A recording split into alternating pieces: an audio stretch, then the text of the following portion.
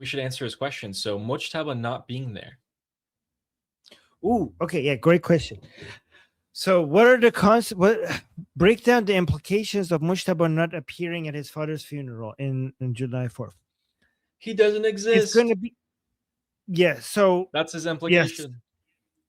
there's 5 types of reactions from the regime supporters that I have counted. If I'm missing anything, let me know. Okay. So here are the 5 reactions by the regime supporters to Mujtaba not being present at the funeral. Only one out of four out of 5 works in favor of the Islamic Republic. The other 4 is bad. 1 out of 5 will cope and come up with their version of justification for why this is okay, right? There's going to be a group of people who are going to say he's fucking dead, he's dead. They're not.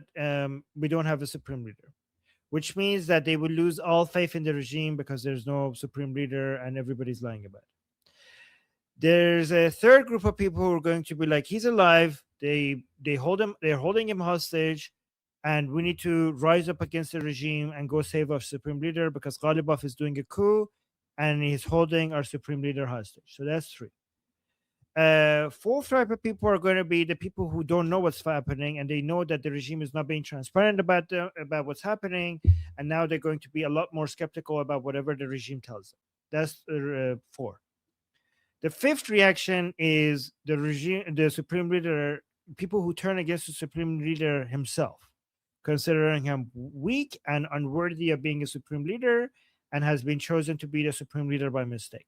These are the 5 reactions that I think that I can think of from the regime supporters in reaction to the supreme leader not showing up.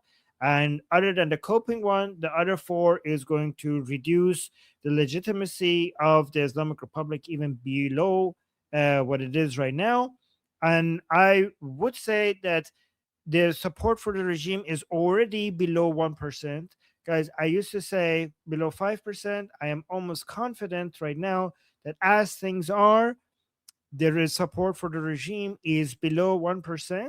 And if Mojtaba Khamenei doesn't show up on July 4th, it will be even lower than what it is right now. So many people are going to give up on the regime, and they think that the Islamic Republic has been taken over by Zionists and imperialists, and this is fucking over.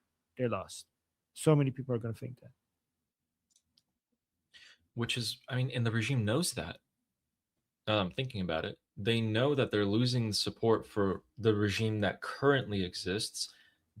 So I think they're going to try and rebrand themselves. And that's what Ghalibaf's trying to do.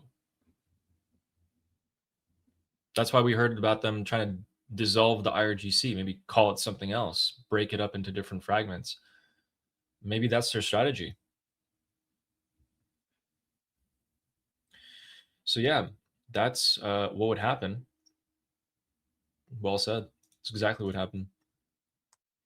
And EHEF says the U.S. military is like Camp Counselor Kevin. He's always watching, and like it or not, he'll touch you in some way. Oh, didn't expect the last part. Okay. Like it or not, huh? Touch you Interesting. where? Okay. Hey, this is my safety square. Don't touch me. Interesting, EHEF. That's Yeah. that's an experience. Thank you.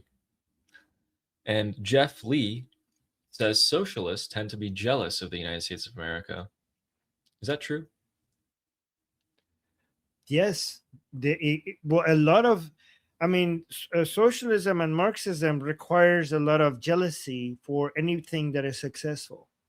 US is, so it's not just United States. It's basically a huge part of Marxism. Anything that is connected to Marxism is motivated by jealousy for people who are successful. So United States is a subcategory of things that are successful. So yes, because United States is powerful and successful, they kind of express it as being against power, and they kind of try to equate power with evil. Being powerful means that you're evil, right? But it's basically motivated by people who haven't found success, uh, being jealous of people and societies and groups of people who have found success, and therefore they're powerful. So socialists tend to be jealous of not just the United States, but everything that is prosperous and successful and powerful.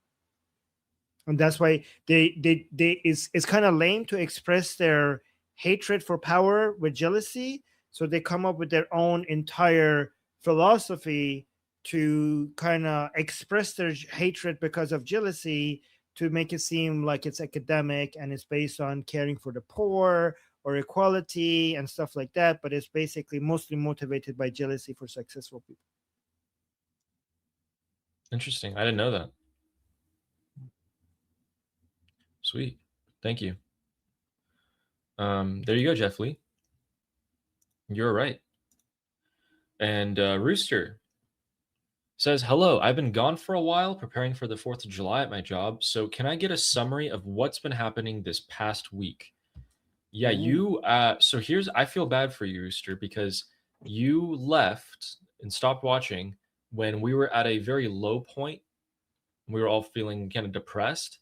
And then this week, we've actually been feeling quite the opposite. Everything's kind of coming together and we're seeing what's happening, what direction we're heading potentially. So here's what's been happening.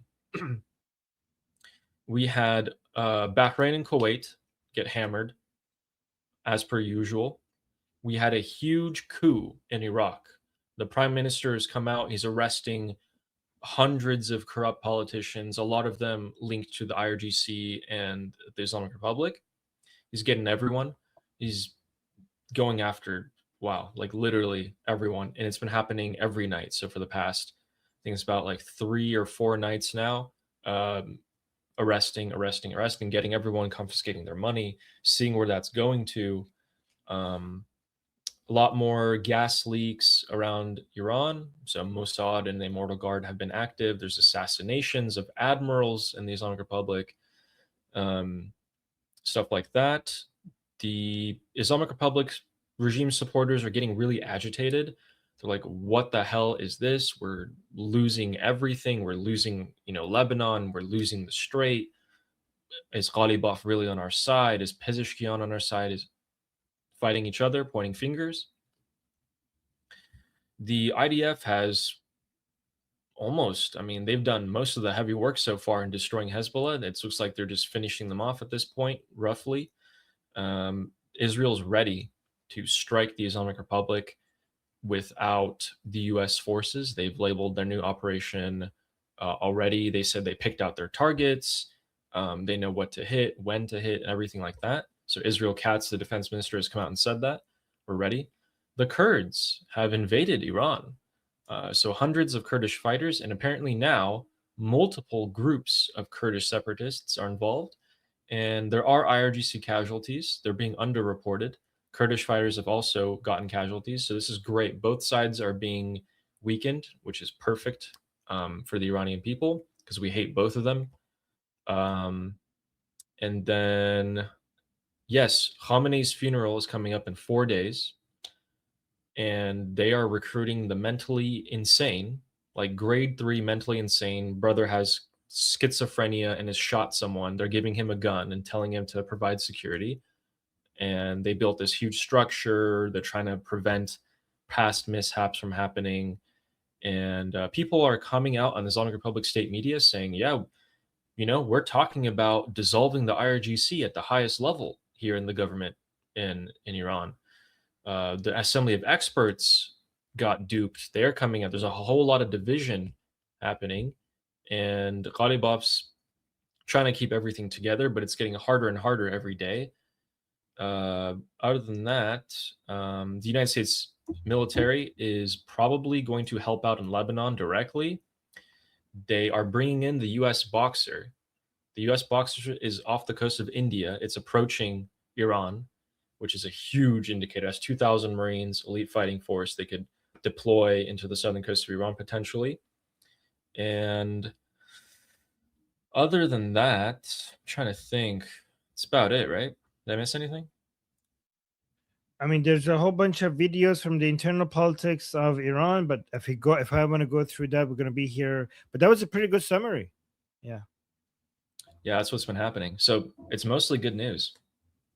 The bad news is that the Islamic Republic sold $4 billion worth of oil, and it's getting 3 more billion from Qatar. But supposedly that money is going to American farmers. So We'll that's see. that's what Hopefully. everyone's been watching to see if it's happening or not. Hmm. So yeah, you missed Oh, a lot of good oh, stuff. also we had a golden bikini G-string as well that came out recently. I don't know if you saw that. Yeah, some corrupt Iraqi officials. Yeah. Yeah, that was a weird. We were not expecting that. So yes, United States basically helped make sure Iraq doesn't get a shitty prime minister. Nouri al-Maliki and Ali al-Zaidi became the prime minister a few months ago, and because of that, there has been Ali just since two nights ago. Ali al-Zaidi has been going out around and arresting many politicians within Iraq that are loyal to the Islamic Republic and are proxies of the Islamic Republic, going to their offices and basically finding a shit ton of money that they receive from the Islamic Republic. And here, let me show this. Just a quick summary. Let me actually zoom in this picture. And basically all of this going into the office, basically these are USD, all in cash. And then we have this one over here. So many different offices, all have like of different politicians within the Iraq that are you could see based on the frames that they have in their office, they're more loyal to the Islamic Republic than they are to Iraq, and finding a shit ton of money in their offices from the Islamic Republic, like a lot.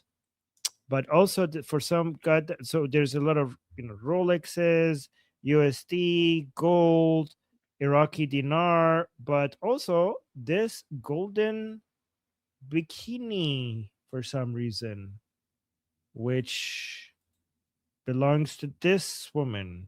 So Ali, at what point during covering the news in the Middle East and geopolitics of the Islamic Republic, Iraq, Lebanon, Israel, Syria, did you think that we're going to be discussing a golden bikini being used to fund Shia jihadi terrorism by the Islamic Republic in the Middle East?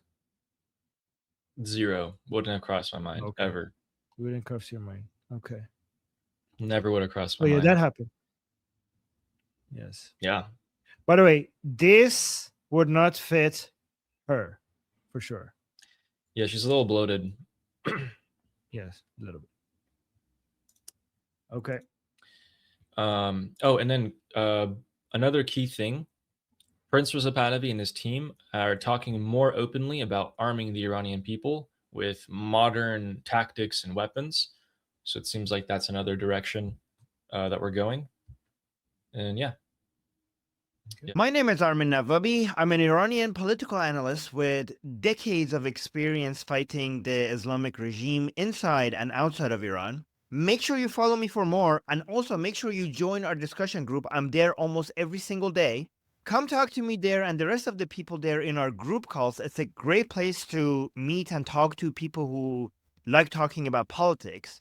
The link is in the description and or in the bio. You could also get there by scanning the QR code on the screen.